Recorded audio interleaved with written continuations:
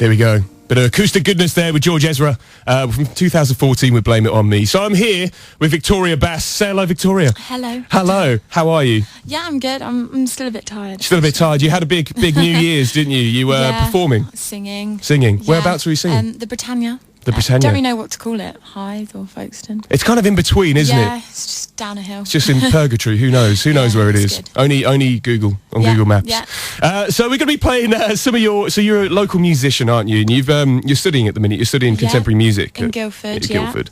Brilliant. So we're going to play one of your tracks from your. Is it an album, an EP, an LP?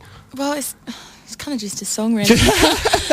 I'm thinking about releasing an EP soon, probably. Yeah. But this is one of the first songs I ever wrote, and it's called The Pretty Woman. Here we go. Here it is.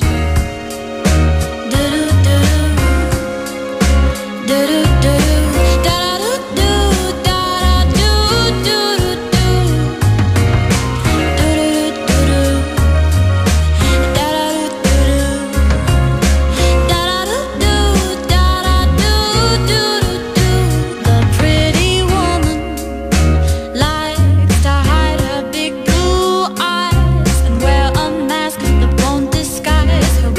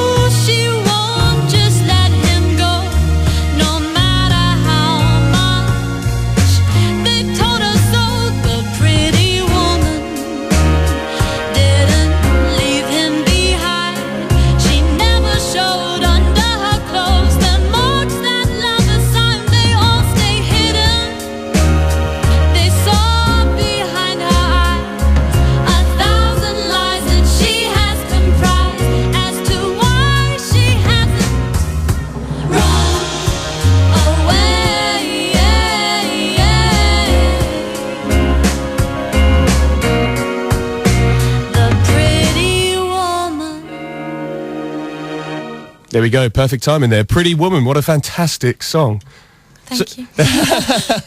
So how long have you been making music for? Well, only about a year, really. Oh, really? Yeah. So it's not something that you've wanted to do? I've wanted to, but I just thought I couldn't. Really? I didn't really try. Yeah. Because I just thought, I can't do that. I can't make anything like that special.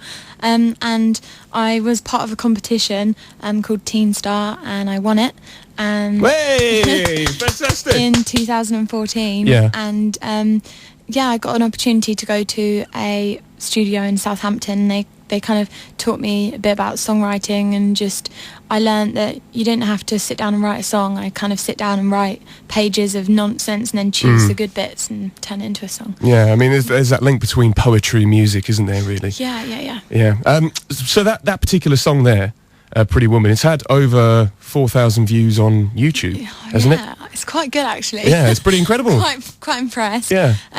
I've got like different versions of like live performances and stuff on YouTube as well, so if you kind of like add all the views together, it'd be quite interesting. Yeah. But it's had that's probably the best song of mine, I think, out there. It's got a music video as well, so if you listen to that and you'd quite like to watch the music video, then just go on YouTube, type in The Pretty Woman Victoria Bass, and you'll find it. Yeah, and give it a thumbs up, definitely. Yeah, give it a like and a share, all of that. So do you think social media has kind of increased your... Yeah, I would say so. Definitely, like in the local area, it's good because you get people who share things regularly, and then that goes elsewhere.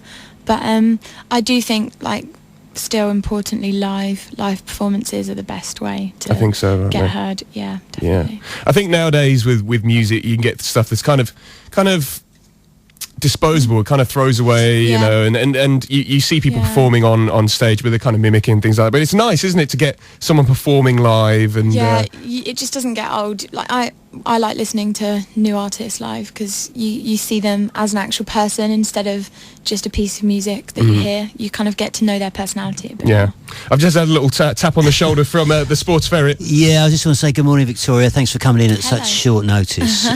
Now, we caught up in the summer at a magnificent event called War and Peace. We managed to get you in through the backstage door, so to speak, and you went down a storm. Now, tell us about your experiences, working with great musicians like the Jive Aces and that. Yeah, it was brilliant. I mean, I loved the whole kind of wartime era, and I loved studying history at school, so it was kind of really good for me to go there. And I've always wanted to sing with a jazz band, and meeting the Jive Aces, I was like, wow, one day I'm going to sing with them. And, they just came over to me and said, oh, why don't you sing with us now? And I'd never met them before, I'd never sung with them, didn't know what key I was singing in, and they just started playing, and I thought, do you know what, I'm just going to sing. And it went really well. Yeah, it was good. And I remember actually you turning up, and the first thing they did was they whisked you away. Yeah. And then you came back about half an hour later, and I thought, it was. Do you know what? That girl looks like Victoria Bass. But you'd had a total makeover, 1950s version. Yeah. No, I just literally, they just took me into all these stalls. I had my hair done, and they were so lovely, gave me flowers, free kind of hair pieces, and I just I was walking along kind of the main field area, and all these people just were coming up with cameras taking pictures of me thinking I was some kind of reenactment person, but it was great. No, it went down really well. Now, Dad, let's bring you in. Now, have you was she singing in the bath as a youngster, or we want you to really dish some dirt on your daughter? She never really sang at all at home, to be honest. I was really shy. It was her school teacher, her music teacher at Folkestone School for Girls, that Mrs. Bordillon saw the talent and wanted something to happen and arranged for professional singing lessons, etc. And ever since then, I might add, she never stopped singing. Never stops, yeah. And I mean, is there any a musical theme in the family? Does not really. I mean, I listen to a wide range of music, but I do like all the old music, and so does my father, and I think Victoria gets a bit of that from both of us. My granddad. Yeah, I think it's best. I think with the kind of music from a certain generation, you get all the kind of live bands, and I think it adds that another element to it, doesn't it? I just always liked listening to older music. Yeah, you can kind of appreciate it a bit more.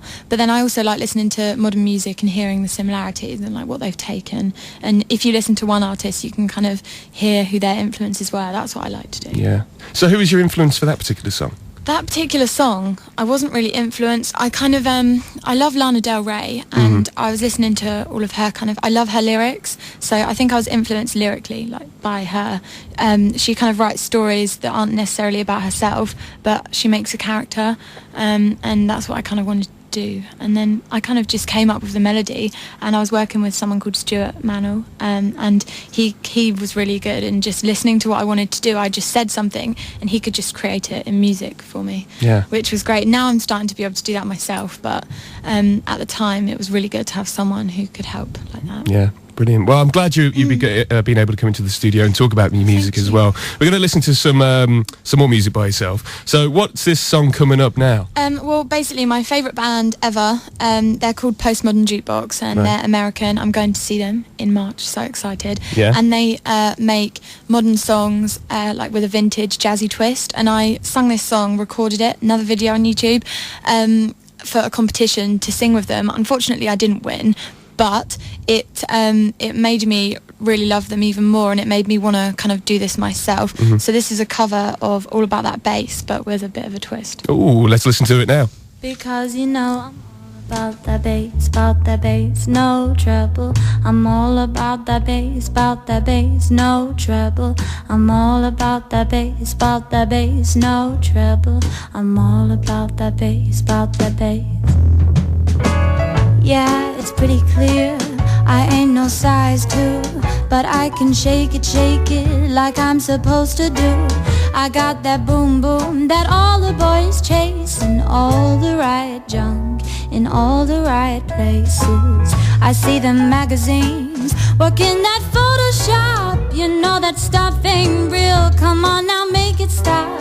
If you got beauty, raise it up. Every inch of you is perfect from the bottom to the top. Yeah, my mama, she told me don't worry about your size.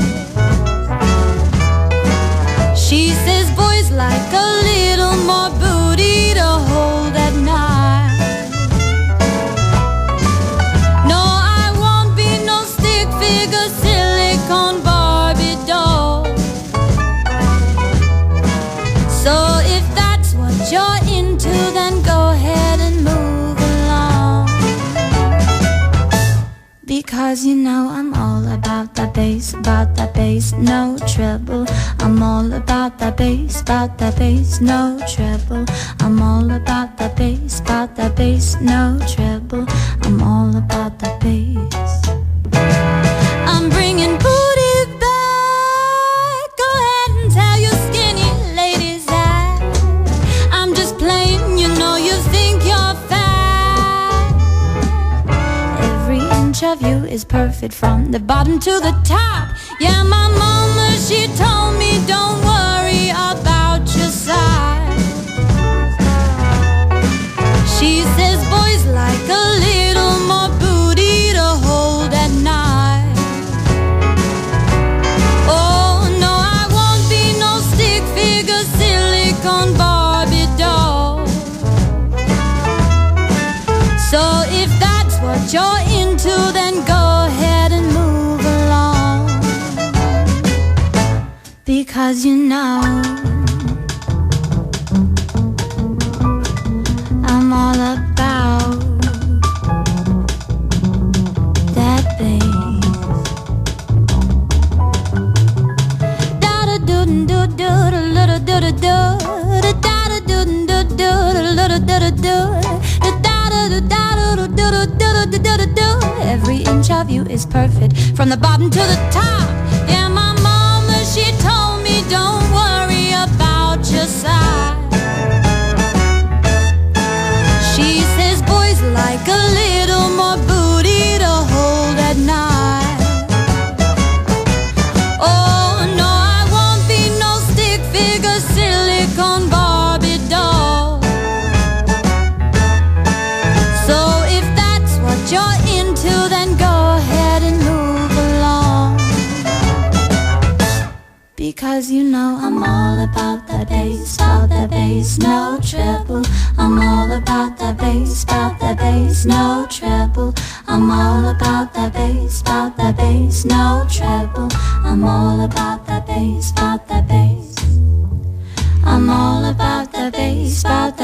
bass, no treble. I'm all about that bass, no treble. I'm all about that bass, no treble. I'm all about that bass, There we go. Perfect. That's fantastic. Thank you very much. Great song. So 2015, was it a big year for you? Yeah, I guess so. I mean, it was obviously quite big. Not relating to singing, like moving away from home. Yeah. But I did have quite a few things going on.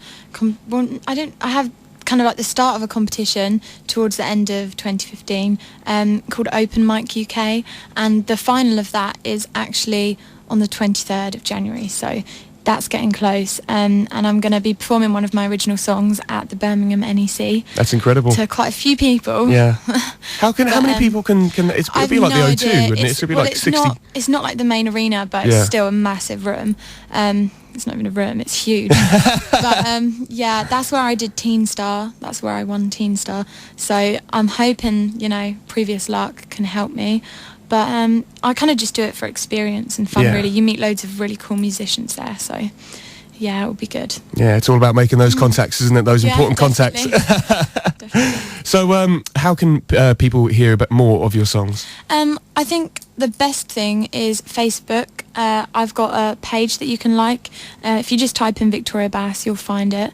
Or YouTube, Victoria Bass as well. My videos will come up, and then you can subscribe. And then recently I've started to upload things to SoundCloud, and same again. If you just type in Victoria Bass, not a very common name, so you can find that quite easily. Yeah. So yeah. Brilliant. Well, thank you very much for coming into the studio, and we've been it's been a pleasure listening to all your music. It's fantastic, and thank you very much to Daddy Bass for coming in as well. The big bad bass.